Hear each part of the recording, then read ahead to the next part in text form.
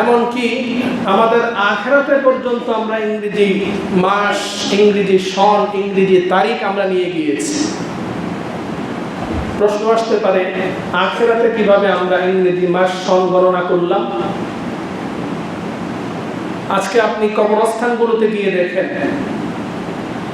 কবরস্থানে যখন মৃত ব্যক্তির মৃত্যুর তারিখ, জন্ম তারিখ লেখা হচ্ছে, সেখানে ম্যাক্সিমাম মৃত ব্যক্তির মৃত্যুর তারিখ লেখা হচ্ছে ইংরেজি সন এবং তারিখ দিয়ে, ঠিক কি না? তো কবরের জগৎ কি দুনিয়ার জগৎ না আখিরাতের জগৎ? তাহলে আমরা দুনিয়াতেও ইংরেজি থেকে গ্রহণ করলাম, কবরে পর্যন্ত ইংরেজি নিয়ে গেলাম।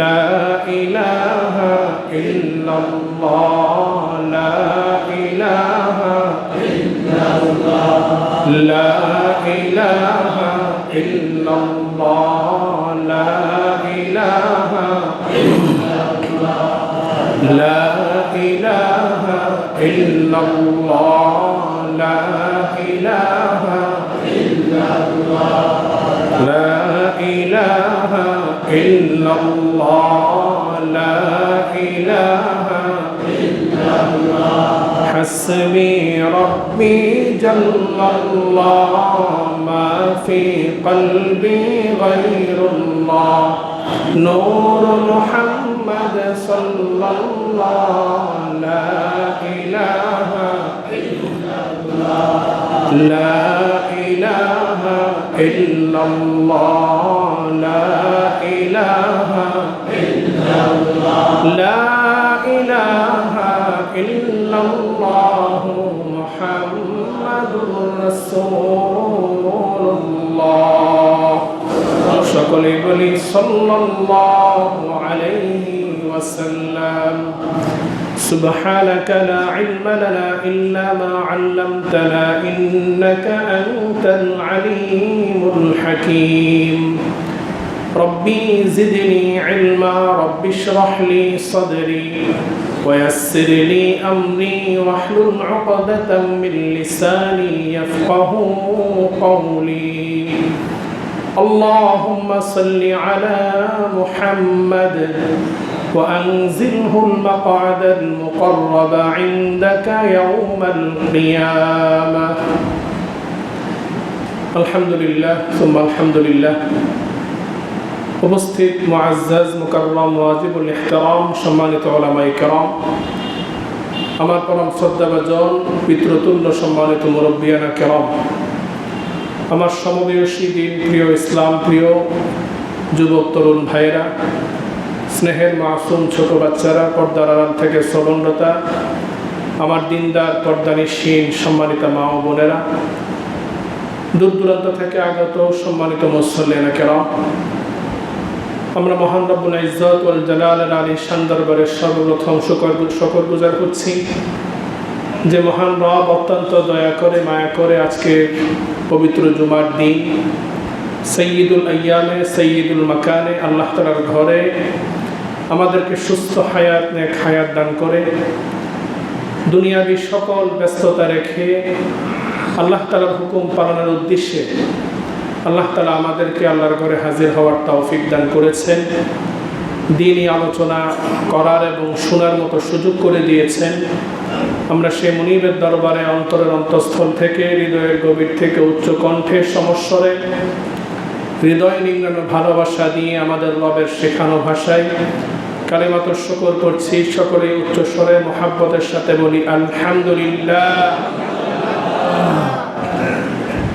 সাথে সাথে লক্ষ কোটি দরুদ এবং সালামের হাদিয়া পেশ করছি সাইয়্যিদুনা ওয়া নাবিয়্যুনা সাইয়্যিদুল কাউনাইনি ওয়াস সাকালাইন রাহমাতুল লিল আলামিন আকায়ে নামদার তাজদার মদিনা জনাবে মুহাম্মদুর রাসূলুল্লাহ সাল্লাল্লাহু আলাইহি ওয়াসাল্লামের প্রতি। সম্মানিত মুসল্লিয়ানা কেরাম, আরবি বৎসরের সর্বশেষ মাস জিলহজ মাস। আজকে জিলহজ মাসের সর্বশেষ জুমা, সম্ভবত আজকে জিলহজের 28 তারিখ। আরবি মাসের একটি বৎসর আমাদের থেকে বিদায় নিয়ে চলে যাচ্ছে। 1445 হিজরি বিদায় নিয়ে আমাদের থেকে চলে যাচ্ছে। 1446 হিজরি হয়তো বা আগামীকাল বা পরশু থেকে শুরু হবে ইনশাআল্লাহ। আরবি যে বর্ষ বা হিজরি সন, এটা হচ্ছে মুসলমানদের পার্সোনাল একটি ক্যালেন্ডার। মুসলমানদের ব্যক্তিগত যেই ক্যালেন্ডার আছে সেটি হচ্ছে হিজরি বর্ষ বা আরবি বর্ষের যে ক্যালেন্ডার আছে সেটি হচ্ছে মুসলমানদের। আমরা যেই সন সচরাচর সব স্থানে ব্যবহার করি সেটা হচ্ছে ইংরেজি সন, এবং ইংরেজি সনের ব্যাপারে ছোট থেকে নিয়ে বৃদ্ধ পর্যন্ত সকল বর্ণের ধর্মের মানুষ, সকল বয়সের মানুষ আমরা সচেতন। যদি জিজ্ঞেস করা হয় আজকে ইংরেজি মাসের কত তারিখ, আমরা অনেকেই বলতে পারবো। যদি বলা হয় ইংরেজি কোন মাস চলছে, ম্যাক্সিমাম মানুষ আমরা এটা বলতে পারবো।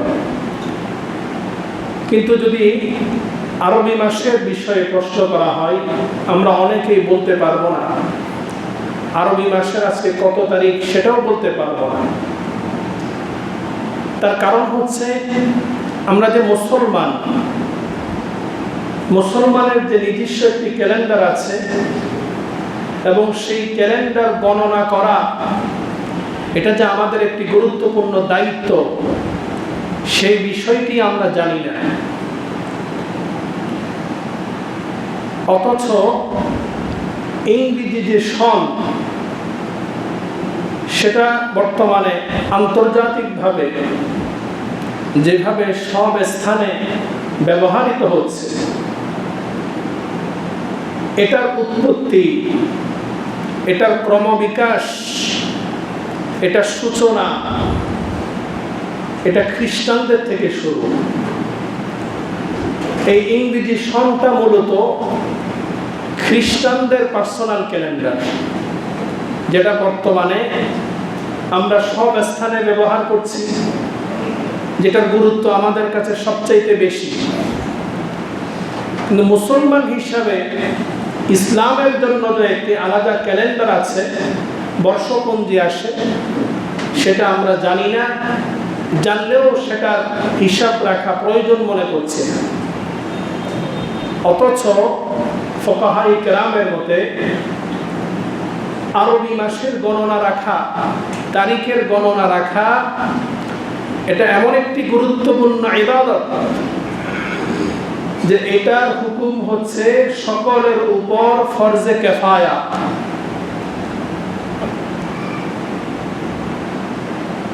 এই আরবি মাসের গণনা সকলের উপর ফরজে কিফায়া। সকলের এই আরবি মাসের গণনা রাখা, তারিখের গণনা রাখা সকলের উপর দায়িত্ব। সকলের পক্ষ থেকে যদি এলাকার কিছু মানুষ সেই দায়িত্ব পালন করে, তাহলে সকলের পক্ষ থেকে সেই দায়িত্বটা আদায় হয়ে যাবে, সকলে গুনাহ থেকে বেঁচে থাকবে। অথচ ফরজে কিফায়ার মতো এমন একটি গুরুত্বপূর্ণ ইবাদত আরবি মাসের, আরবি তারিখের সনের গণনা, সেটা আমাদের থেকে উঠে গিয়েছে। এক সময় আমাদের ব্যক্তিগত জীবনে আরবি মাসের গণনা না থাকলেও এক সময় মসজিদ সমূহের মধ্যে ছিল। আমি এই মসজিদ বলে বলছি না, ম্যাক্সিমাম মসজিদ থেকে উঠে গিয়েছে। আমরা একসময় যখন ছোট ছিলাম তখন দেখতাম মসজিদগুলোতে আরবি মাসের গণনা লেখা থাকতো একটা সাইনবোর্ডের মধ্যে, আরবি অমুক মাস অমুক তারিখ। কিন্তু আস্তে আস্তে আমরা এমন একটা অবস্থায় চলে এসেছি যে আমাদের মসজিদগুলো থেকে পর্যন্ত আরবি মাসের গণনা উঠে গিয়েছে। অথচ মুসলমানদের পার্সোনাল এই ক্যালেন্ডার এটার ইতিহাস আমরা অনেকেই জানি না। না জানার কারণে, গুরুত্ব না বোঝার কারণে আজকে আরবি মাসের নামগুলো যদি জিজ্ঞেস করি, আমার তো মনে হয় 50% মানুষ, অর্ধেক মানুষ পারবে না। পারার কথাও নয়, কারণ এগুলো তো আমাদেরকে শিক্ষা দেওয়া হচ্ছে না। আমাদের স্কুলগুলোতে, কলেজ, ইউনিভার্সিটিতে বাংলা মাসের নাম, ইংরেজি মাসের নাম যেভাবে গুরুত্বের সহিত শেখানো হয়, লেখানো হয়, পড়ানো হয়, কিন্তু আমরা মুসলমানের সন্তান, মুসলিম রাষ্ট্রে বসবাস করি, আমাদের স্কুল, কলেজ, ভার্সিটিগুলোতে আরবি মাসের নামগুলো আমাদের সন্তানদেরকে শেখানো হয় না। আমরাও জানি না, আমাদের সন্তানরাও জানে না। আজকে ইংরেজির এত প্রভাব দুনিয়াতে, প্রত্যেকটি সেক্টরে আজকে ইংরেজির প্রভাব তো আছেই। ইংরেজি সনের, মাসের গণনা আমাদের প্রাত্যহিক জীবনে চলছে। এমনকি আমাদের আখিরাতে পর্যন্ত আমরা ইংরেজি মাস, ইংরেজি সন, ইংরেজি তারিখ আমরা নিয়ে গিয়েছি। প্রশ্ন আসতে পারে, আখিরাতে কিভাবে আমরা ইংরেজি মাস, সন গণনা করলাম? আজকে আপনি কবরস্থানগুলোতে গিয়ে দেখেন, কবরস্থানে যখন মৃত ব্যক্তির মৃত্যুর তারিখ, জন্ম তারিখ লেখা হচ্ছে, সেখানে ম্যাক্সিমাম মৃত ব্যক্তির মৃত্যুর তারিখ লেখা হচ্ছে ইংরেজি সন এবং তারিখ দিয়ে। ঠিক কি না? তো কবরের জগৎ কি দুনিয়ার জগৎ না আখিরাতের জগৎ? তাহলে আমরা দুনিয়াতেও ইংরেজিটাকে গ্রহণ করলাম, কবরে পর্যন্ত ইংরেজি নিয়ে গেলাম। মুহতারাম হাজিরিন, আমাদের অজ্ঞতার কারণে, আমাদের আমলের ঘাটতির কারণে আজকে আমরা ইসলাম থেকে অনেক দূরে সরে গিয়েছি। আমরা নামে মুসলমান আছি, নামে ইসলাম ধর্মে বিশ্বাসী, কিন্তু আমাদের কাজে, কর্মে, আচার আচরণে, লেনদেনে, আমাদের সব কিছু বিধর্মীদের কালচারে, বিধর্মীদের আচার আচরণে আমরা অভ্যস্ত হয়ে গিয়েছি। মুহতারাম হাজিরিন, এই যে আরবি সন, হিজরি সন, এটা মুসলমানদের ব্যক্তিগত ক্যালেন্ডার। এই হিজরি সনের গণনা কখন থেকে শুরু হয়েছে? হিজরি সনের সূচনা কখন থেকে হয়েছে?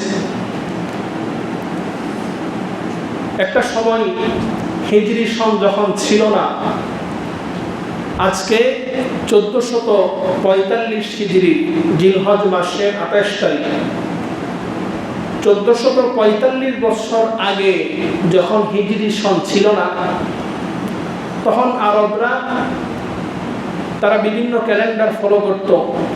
গ্রিক, রোমান, খ্রিস্টীয় ক্যালেন্ডার তারা ফলো করত। তখনকার সময়ে মুসলমানদের কোনো পার্সোনাল ক্যালেন্ডার ছিল না। মুসলমানরা তখনকার সময়ে তারা তাদের গুরুত্বপূর্ণ দিনগুলো মনে রাখত গুরুত্বপূর্ণ ঘটনা দিবসকে কেন্দ্র করে। যেমন মনে করেন আরবদের বিভিন্ন ঘটনা, কে কখন জন্মগ্রহণ করেছে, কে কখন মৃত্যুবরণ করেছে, কার সাথে কখন কার যুদ্ধ হয়েছে, কার সাথে কার কখন লেনদেন হয়েছে। তারা হিসাব করত যে ওই যে আব্রাহার হস্তি বাহিনী যখন কাবায় আক্রমণ করে, ওই হস্তি বর্ষের আগের বছর তোমার জন্ম হয়েছিল, ওই হস্তি বর্ষের পরের বছর তোমার সাথে আমার সাথে লেনদেন হয়েছিল। এভাবে বড় বড় ঘটনাকে কেন্দ্র করে তারা তাদের বিভিন্ন গুরুত্বপূর্ণ বিষয়গুলো তারা মনে রাখত। ইসলামের দ্বিতীয় খলিফা আমিরুল মুমিনিন হযরত ওমর ফারুক রাদিয়াল্লাহু আনহু শাসনামলে, ওনার সময় ওনার যে বিশাল সাম্রাজ্য, প্রায় 136টি শহর ওনার আন্ডারে ছিল। বর্তমান ইতালি পর্যন্ত প্রায় অর্ধ পৃথিবীর বাদশা তিনি ছিলেন। সারা পৃথিবীর অর্ধেক সমপরিমাণ দুনিয়ার বাদশা তিনি ছিলেন, প্রধানমন্ত্রী, প্রেসিডেন্ট তিনি ছিলেন। তখন ইসলামী সাম্রাজ্যের মূল ছিল মদিনা। মদিনা থেকেই সবকিছু পরিচালিত হতো। ওমর ফারুক রাদিয়াল্লাহু আনহুর শাসনামলে ইরাকের গভর্নর আবু মুসা আল আশআরী রাদিয়াল্লাহু আনহু, আল্লাহ রাসূলের একজন জলিলুল কদর সাহাবী, তিনি ছিলেন ইরাকের গভর্নর। তিনি গভর্নর থাকা অবস্থায় হযরত ওমর ফারুক রাদিয়াল্লাহু আনহুর কাছে একটি চিঠি প্রেরণ করলেন যে আমিরুল মুমিনিন, আপনার কাছে আমরা বিভিন্ন চিঠি প্রেরণ করি, আপনি আমাদের কাছে বিভিন্ন চিঠি প্রেরণ করেন, বিভিন্ন নির্দেশনা আপনি আমাদেরকে দেন, কিন্তু আমাদের মুসলমানদের নিজস্ব একটি ক্যালেন্ডার না থাকার কারণে সেখানে কত তারিখ থেকে এই নির্দেশনা জারি করব, আপনার চিঠিটা কত তারিখের লিখিত সেটা উল্লেখ না থাকার কারণে আমরা রাষ্ট্রীয় বিভিন্ন কাজ করতে গিয়ে বিভিন্ন সমস্যার সম্মুখীন হচ্ছি। ওমর ফারুক রাদিয়াল্লাহু আনহু আবু মুসা আল আশআরী রাদিয়াল্লাহু আনহুর এই পয়গাম পাওয়ার পর তিনি চিন্তা করলেন যে কথা তো সত্য, কথা তো বাস্তব, মুসলমানদের একটি পার্সোনাল ব্যক্তিগত নিজস্ব একটি ক্যালেন্ডারের প্রয়োজন। তিনি বড় বড় সাহাবায়ে কেরামকে তিনি ডাকলেন, সকলকে নিয়ে পরামর্শে বসলেন। তিনি ছিলেন খলিফাতুল মুসলিমিন, তিনি ছিলেন রাষ্ট্রের প্রধান, তিনি চাইলে এককভাবে সিদ্ধান্ত নিতে পারতেন, কিন্তু তিনি একক সিদ্ধান্ত না নিয়ে বড় বড় সাহাবায়ে কেরামকে নিয়ে পরামর্শে বসলেন। কারণ পরামর্শ করে সিদ্ধান্ত নেওয়া এটা হচ্ছে রাসূলের সুন্নাহ, এটা হচ্ছে আল্লাহ তাআলার হুকুম। বর্তমান আমাদের মাঝে পরামর্শের যে গুরুত্বপূর্ণ একটি বিধান ইসলামের মধ্যে আছে, সেই পরামর্শের হুকুমটি আমরা বাদ দিয়ে ফেলেছি। যে যে স্থানে আছি সেই স্থানে আমরা কারোর সাথে পরামর্শ করে কোনো সিদ্ধান্ত নেওয়াটাকে গুরুত্বপূর্ণ মনে করি না। নিজে নিজের পাওয়ারে নিজের ইচ্ছামতো সিদ্ধান্ত নিচ্ছি, যার কারণে আমাদের ব্যক্তিগত, পারিবারিক, সামাজিক, রাষ্ট্রীয় জীবনে আমাদেরকে বিভিন্ন সমস্যার সম্মুখীন হতে হচ্ছে। আজকে অনেকেই দেখা যায় আমরা যারা পরিবারের অভিভাবক, যারা পিতা আছি, বড় ভাই আছি,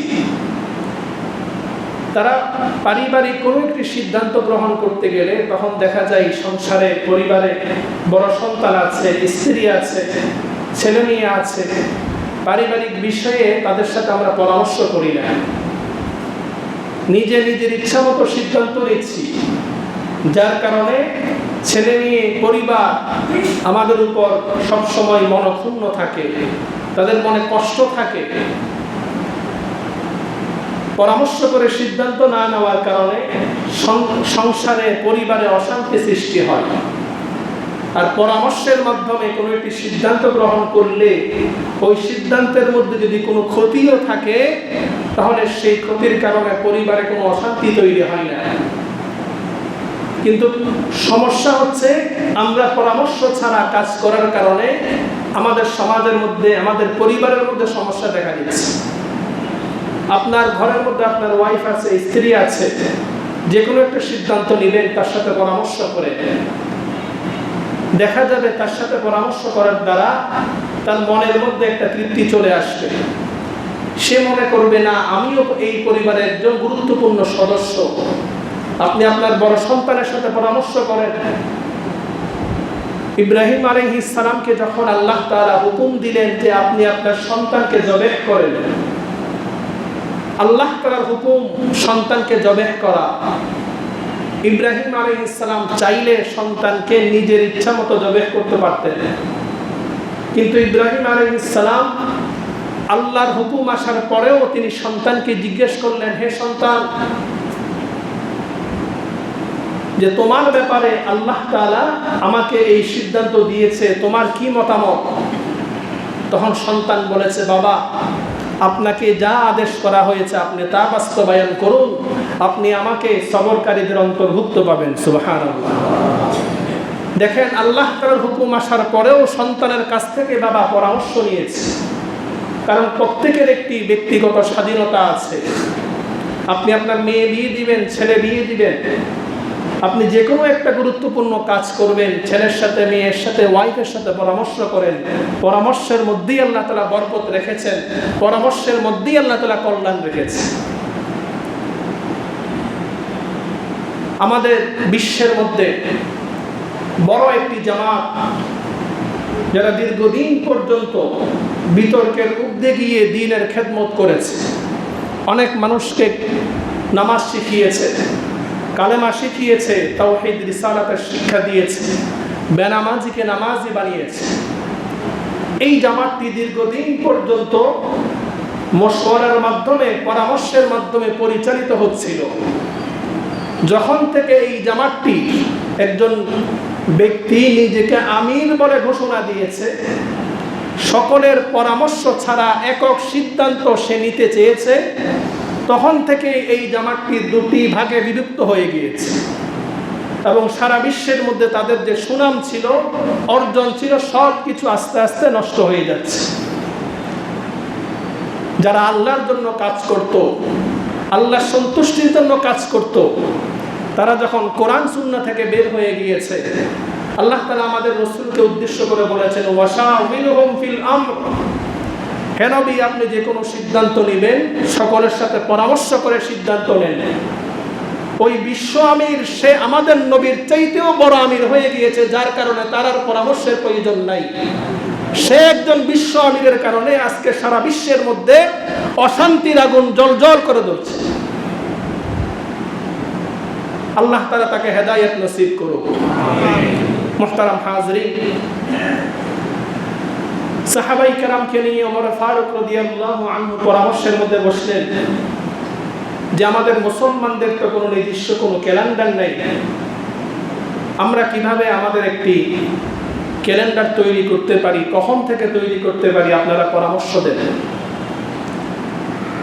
সাহাবাই কেরামের মধ্য থেকে কেউ কেউ বললেন যে রাসূল আকরাম সাল্লাল্লাহু আলাইহি ওয়াসাল্লাম যেদিন জন্মগ্রহণ করেছে সেই দিন থেকে হিজরি গণনা শুরু করলে ভালো হয়।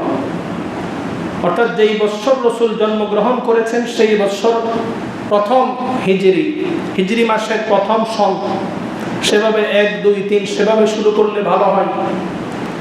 সাহাবাই কেরামের মধ্য থেকে হযরত সাদ ইবনে আবি ওয়াক্কাস রাদিয়াল্লাহু আনহু তিনি মতামত দিলেন যে রাসূল আকরাম সাল্লাল্লাহু আলাইহি ওয়াসাল্লামের ওয়াফাতের দিবস থেকে, ওয়াফাতের বছর থেকে হিজরি গণনা শুরু করলে ভালো হয়। হযরত ওমর ফারুক রাদিয়াল্লাহু আনহু সাহাবাই কেরামকে আবার জিজ্ঞেস করলেন, আপনাদের মাঝে অন্য কোনো মতামত আছে কিনা? সাহাবাই কেরামের মধ্য থেকে হযরত তালহা রাদিয়াল্লাহু আনহু তিনি মতামত পেশ করলেন যে রাসূল আকরাম সাল্লাল্লাহু আলাইহি ওয়াসাল্লাম যেই দিন নবুয়ত পেয়েছিলেন, নবুয়ত প্রাপ্তির বছর থেকে হিজরি সন গণনা করলে ভালো হয়।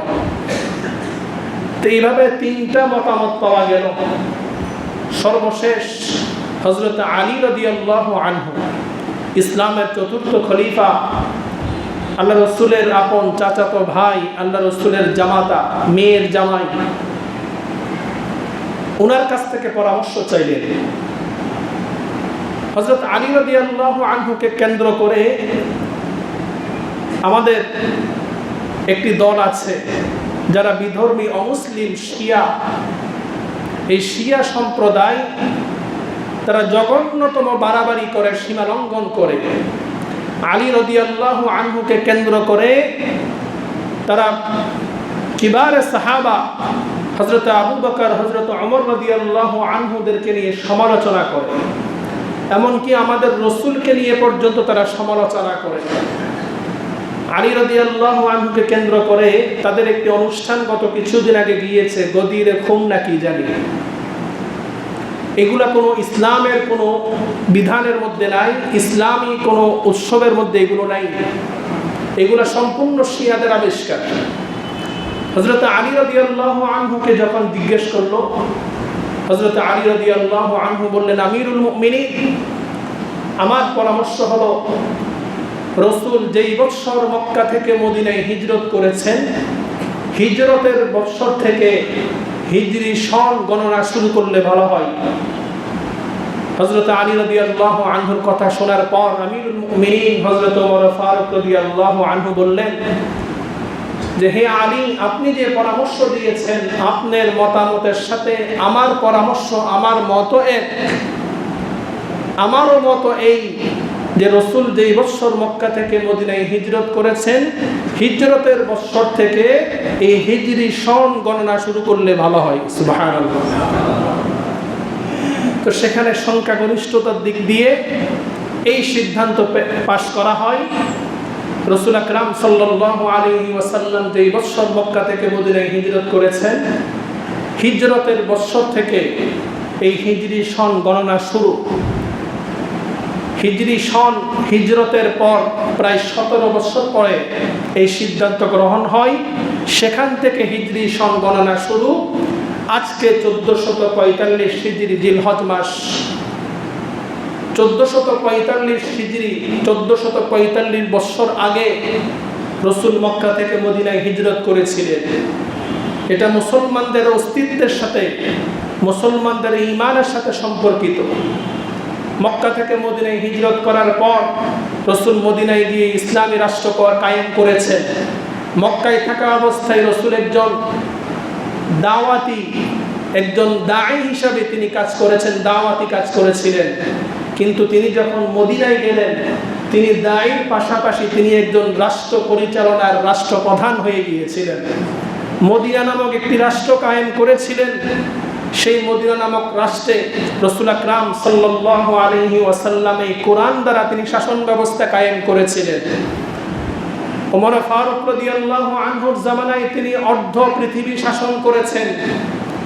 ওমর ফারুক রাদিয়াল্লাহু আনহু সেই সোনালী শাসনের ইতিহাস যদি আপনারা পড়েন, সেই সময় গোটা দুনিয়াতে যে শান্তি, যে রহমত এই দুনিয়াতে ছিল, পরবর্তীতে এত শান্তি, এত রহমত আর ছিল না, আর আসে না, আর আসবেও না। সেই সময় দেশের মধ্যে চুরি ছিল না, দুর্নীতি ছিল না, ধোঁকাবাজি ছিল না, সুদ ছিল না, ঘুষ ছিল না, হারাম ছিল না। তার কারণ তখনকার সময়ে পুলিশ বাহিনী বেশি ছিল, র্যাব বাহিনী বেশি ছিল, আর্মি বেশি ছিল। তখনকার সময়ে কিছু থাক আর না থাক, ওই সময় একমাত্র ইসলামী শাসন ব্যবস্থা ছিল, যে শাসন ব্যবস্থা পরিচালিত হতো আল কোরআনের দ্বারা। এই কোরআন দ্বারা যদি শাসন ব্যবস্থা আজও কায়েম হয়, তাহলে আমাদের দেশ থেকে সকল প্রকারের দুর্নীতি, চুরি, বাটপারি সব কিছু দূর হয়ে যাবে। ঠিক কিনা? মুহতারাম হাজিরিন,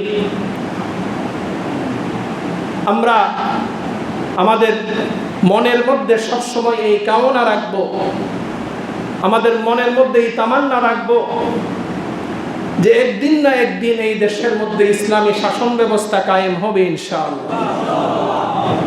মুহতারাম হাজিরিন, এই যে মুহররম মাস সামনে আর 1-2 দিন পরে আসছে, 1446 হিজরি শুরু হবে, নববর্ষ শুরু হবে, আরবি নববর্ষ। আমাদের হায়াত থেকে একটি বৎসর চলে গেল।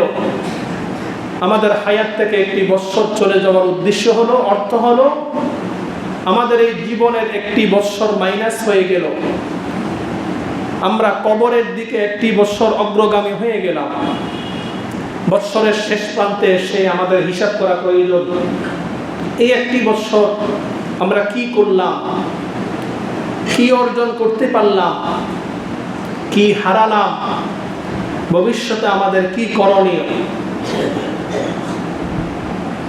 আমি যদি মুমিন হয়ে থাকি, আমাকে আমার হিসাব দুনিয়াতে থাকা অবস্থায় করে নিতে হবে যে এই বছরটা আমি কতটুকু আল্লাহ তাআলার গোলামি করেছি, আমার হায়াতটা কতটুকু আল্লাহ তাআলার নাফরমানির মধ্যে কাটিয়ে দিয়েছি। যদি আমরা আল্লাহ তাআলার গোলামি করে থাকি, ইবাদত করে থাকি, তাহলে তো আলহামদুলিল্লাহ, সামনের দিনগুলোতে যেন আল্লাহ তাআলার গোলামি করতে পারি, ইবাদত করতে পারি, সেই জন্য আল্লাহ তাআলার কাছে দোয়া করা। আর যদি আল্লাহ তাআলার নাফরমানিতে আমার সময় বেশি নষ্ট হয়ে থাকে, বরবাদ হয়ে থাকে, তাহলে আমাদেরকে তাওবা করে আমাদেরকে ফিরে আসা প্রয়োজন। আমাদের গুনাহগুলোর জন্য আল্লাহ তাআলার কাছে কান্না করে ক্ষমা চাওয়া প্রয়োজন। মুহতারাম হাজিরিন, মুহররম মাস আসলে আমাদের দেশের মধ্যে, আমাদের মন মানসিকতার মধ্যে এমন একটি চেতনা শুরু হয়ে যায়, মুহররম মাস মানেই আমরা মনে করি কারবালা। এমন একটি চেতনা আমাদের বিবেকের মধ্যে এখন সবসময় জাগ্রত হয় যে মুহররম মাস মানে কি? কারবালা। আসলে মুহররম মাস এটা সম্মানিত মাস। মুহররম মাসের গুরুত্ব, মুহররম মাসের সম্মান, এটা কারবালার ইতিহাস থেকে শুরু হয়েছে তা নয়। মুহররম মাসের সম্মান সেটা অনেক আগ থেকে শুরু হয়েছে। আল্লাহ তাআলা যে 12টি মাস আমাদেরকে দান করেছে, এই 12টি মাসের মধ্যে আল্লাহ তাআলা 4টি মাসকে আল্লাহ তাআলা সম্মানিত করেছেন। সেই 4টি মাসের মধ্যে একটি হলো জিলকদ, একটি হলো জিলহজ, আর একটি হলো মুহররম, আর একটি হলো রজব। এই 4টি সম্মানিত মাসের মধ্যে সবচাইতে বেশি সম্মানিত মাস হলো মুহররম। এই মুহররমের ব্যাপারে রাসূল আকরাম সাল্লাল্লাহু আলাইহি ওয়াসাল্লাম ইরশাদ করেন, শাহরুল্লাহিল মুহররম। এই মুহররম মাস হচ্ছে আল্লাহর মাস। কার মাস? আল্লাহর মাস। এই মুহররম মাসের সাথে আল্লাহ তাআলার সাথে সম্বন্ধ করা হয়েছে, ইজাফত করা হয়েছে। আল কাবাতু বাইতুল্লাহ, কাবা হচ্ছে আল্লাহ তাআলার ঘর। আল্লাহ তাআলার মাস, আল্লাহ তাআলার ঘর, এটার দ্বারা উদ্দেশ্য এই নয় যে শুধুমাত্র মুহররমই আল্লাহ তাআলার মাস, অন্যান্য মাসগুলো আল্লাহর মাস নয়। কাবা আল্লাহর ঘর, এটার দ্বারা উদ্দেশ্য এই নয় শুধুমাত্র কাবাই আল্লাহর ঘর, অন্যগুলো আল্লাহর ঘর নয়। উদ্দেশ্য হলো এই যে ইজাফত করা হয়েছে, এই ইজাফতটা হচ্ছে লিতাযীম, সম্মানের জন্য। আল্লাহ তাআলার সাথে ইজাফতের দ্বারা, সম্বন্ধের দ্বারা কাবার সম্মান দুনিয়ার সকল মসজিদের চাইতে বেশি। ঠিক তেমনি ভাবে এই মুহররম মাস আল্লাহ তাআলার সাথে সম্বোধিত হওয়ার দ্বারা, ইজাফতের দ্বারা এই 4 মাসের চাইতে মুহররম মাসের সম্মান, মর্যাদা অন্য মাসের চাইতে বেশি। সুবহানাল্লাহ। এই মুহররম মাসের মধ্যে একটি গুরুত্বপূর্ণ দিবস যেটাকে বলা হয় আশুরা, মুহররম মাসের 10 তারিখ। সেই আশুরায় গুরুত্বপূর্ণ ঘটনা সংঘটিত হয়েছে। উমদাতুল কারি, বুখারীর একটি গুরুত্বপূর্ণ, বুখারী শরীফের শরহ, উমদাতুল কারির লেখক বদরুদ্দিন আইনি রাহিমাহুল্লাহ, তিনি সেখানে লিখেন মুহররমের 10 তারিখ আশুরার দিবসে আল্লাহ তাআলা হযরত আদম আলাইহিস সালাম এবং হাওয়া আলাইহিস সালাম ওনারা যখন জান্নাত থেকে বের হয়ে গিয়েছিলেন, জান্নাত থেকে বের হওয়ার পর আল্লাহ তাআলার কাছে অনেক কান্নাকাটি করেছেন, তওবা করেছেন। সেই কান্নাকাটি এবং সেই তওবা আল্লাহ তাআলা যেই দিবস তাদের তওবাকে কবুল করেন, দোয়া কবুল করেন, সেই দোয়া কবুলের দিন ছিল আশুরার দিবস। সুবহানাল্লাহ। হযরত ইউনূস আলাইহিস সালাম, আল্লাহর একজন পয়গম্বর ইউনূস আলাইহিস সালাম, তিনি সমুদ্রের মধ্যে পড়ে মাছের পেটে চলে গিয়েছিলেন। ইউনূস আলাইহিস সালাম 3টি অন্ধকারের মধ্যে পতিত হয়েছিলেন।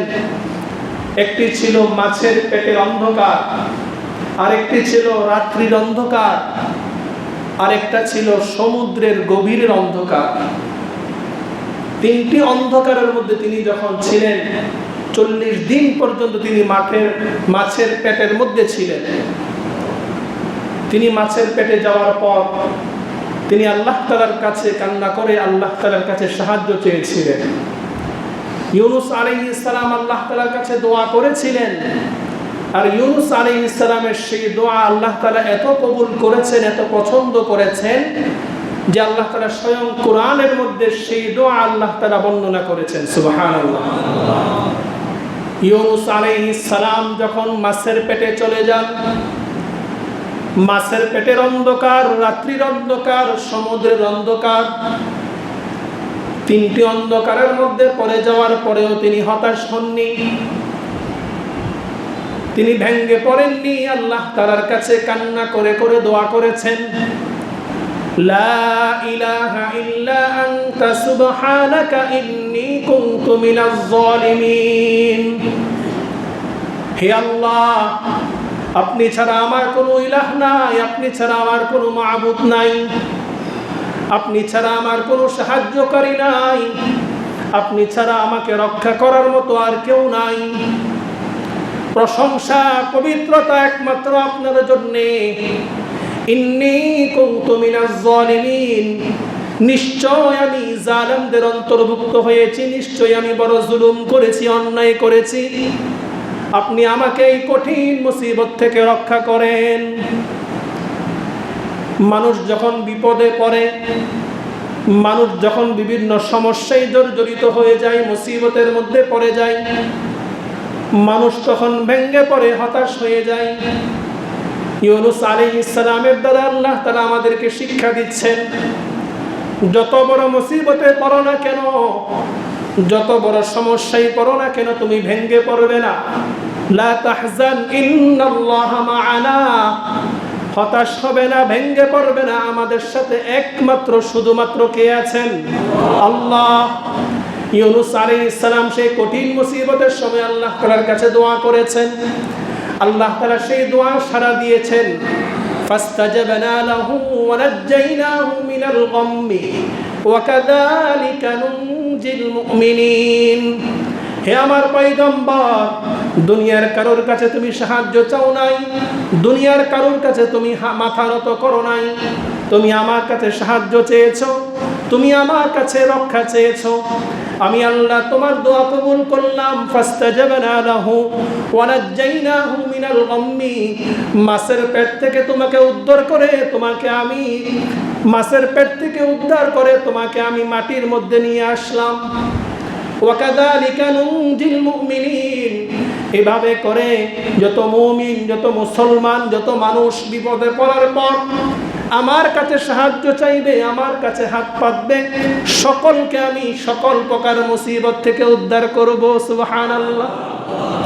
ইউনুস আলাইহিস সালাম যেই দিন মাছের পেট থেকে তিনি ছাড়া পেয়েছিলেন, মুক্তি পেয়েছিলেন, সেই দিবসটিও ছিল আশুরার 10 তারিখ। সুবহানাল্লাহ। এভাবে করে বিভিন্ন ঘটনা উল্লেখ আছে। মূসা আলাইহিস সালাম তিনি ফেরাউনের হাত থেকে যে রক্ষা পেয়েছিলেন, সেই রক্ষার দিনটি ছিল আশুরার দিবস। সুবহানাল্লাহ। মূসা আলাইহিস সালামকে আল্লাহ তাআলা বিজয় দান করেছেন, সেটাও আশুরার দিবস। তো এই আশুরার সম্মান, এই আশুরার মর্যাদা, আশুরার গুরুত্ব, সেটা ইসলামের অনেক আগ থেকে, কারবালার অনেক আগ থেকে। কারবালার ঘটনা সংঘটিত হয়েছে 61 হিজরিতে। কারবালার ঘটনা, মর্মান্তিক ঘটনা আশুরার দিবসে পরবর্তীতে সংযোজিত হয়েছে। মূলত আশুরা মানেই কারবালা নয়, আশুরার মর্যাদা, তাৎপর্য অনেক পূর্ব থেকেই চলে আসছে। তো মুহতারাম হাজরিন, মুহররম মাস আর 1-2 দিন পরেই চলে আসছে, শুরু হচ্ছে। একটি বৎসর আমাদের থেকে বিদায় নিচ্ছে, আরেকটি নতুন বৎসর শুরু হচ্ছে। মুসলমান হিসাবে আমাদের দায়িত্ব হলো আরবি মাসের হিজরি সনের গণনা সকলকে রাখতে হবে। আমরা সকলেই চেষ্টা করব, 1446 হিজরি শুরু হচ্ছে, মুহররম মাস শুরু হচ্ছে, আমরা সকলেই আমাদের স্থান থেকে আমরা এই মেসেজগুলো সকলের কাছে পৌঁছে দেব যে আরবি বর্ষের প্রথম মাস মুহররম মাস শুরু হচ্ছে। আমরা যেন আমাদের পরিবারে, আমাদের সমাজে, আমাদের প্রত্যেকটা কাজে আমরা যেন এই আরবি সনের, আরবি মাসের গণনা রাখতে পারি। কারণ আমাদের প্রত্যেকটা ইবাদত আরবি মাসের সাথে, আরবি দিনের সাথে সবগুলো সম্পর্কিত। আপনি রমজানে রোজা রাখবেন, এই রমজান মাসটা আরবি মাস না ইংরেজি মাস। আপনি কোরবানি করবেন, হজ করবেন, জিলহজ মাসের 10 তারিখ আপনাকে কোরবানি করতে হবে। জিলহজ মাস এটা আরবি মাস না ইংরেজি মাস। শবে বরাত বলেন, শবে কদর বলেন, রবিউল আউয়াল বলেন, প্রত্যেকটা গুরুত্বপূর্ণ ইবাদত এই আরবি মাসের সাথে সম্পর্কিত। এই জন্য আমরা যারা মুসলমান আছি, আমরা যারা নিজেদেরকে মুসলমান বলে পরিচয় দিই, আমাদেরকে অবশ্যই অবশ্যই আরবি মাসের গণনা রাখতে হবে। আরবি মাসের ইতিহাস সম্পর্কে আমাদেরকে জানতে হবে, আমাদের সন্তানদেরকে জানাতে হবে। আল্লাহ তাআলা আমাদের সকলকে এই মুহররম মাসের যে আমলগুলো আছে, সময় শেষ, আমি আর আলোচনা লম্বা করছি না। মুহররম মাসের অন্যতম একটি গুরুত্বপূর্ণ আমল হলো নফল রোজা রাখা। কি রাখা? নফল রোজা রাখা। রাসূল আকরাম সাল্লাল্লাহু আলাইহি ওয়াসাল্লামকে একজন সাহাবী প্রশ্ন করলেন, ইয়া রাসূলুল্লাহ, রমজানের পরে কোন মাসে সবচেয়ে বেশি আমি রোজা রাখবো? রাসূল বললেন, রমজানের পরে সবচেয়ে বেশি তুমি রোজা রাখবে শাহরুল্লাহিল মুহররম, এই মুহররম মাসে বেশি নফল রোজা রাখবে। তাহলে মুহররম মাসের 1 নাম্বার আমল আমরা কি পেলাম? নফল রোজা। নাকি আমরা মিছিল করব হাই হুসাইন বলে? এগুলো আমাদের কাজ নয়, এগুলো মুসলমানদের কাজ নয়।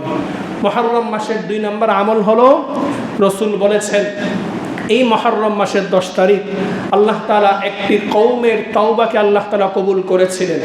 সুতরাং তোমরা এই মুহররম মাসে বেশি বেশি আল্লাহ তাআলার কাছে গুনাহ থেকে তাওবা করো, তোমাদের তাওবাও আল্লাহ তাআলা কবুল করবেন। সুবহানাল্লাহ। এই জন্য আমরা 2 নম্বর আমল পেলাম, এই মুহররম মাসে আমরা বেশি বেশি ইস্তেগফার করব, তাওবা করব, আল্লাহ তাআলার কাছে গুনাহ ক্ষমা চাইব। আল্লাহ তাআলা আমাদের সকলকে এই মুহররম মাস আসছে, মুহররম মাসের যে আমলগুলো আছে, মুহররম মাসে ইসলামে শরীয়তে যে বিধানগুলো আছে, সেগুলো যেন আমরা সহিহ শুদ্ধভাবে আমল করতে পারি। আল্লাহ তাআলা আমাদের সকলকে তৌফিক দান করুক। ওয়া আখিরু দাওয়ানা আলহামদুলিল্লাহি রাব্বিল আলামিন।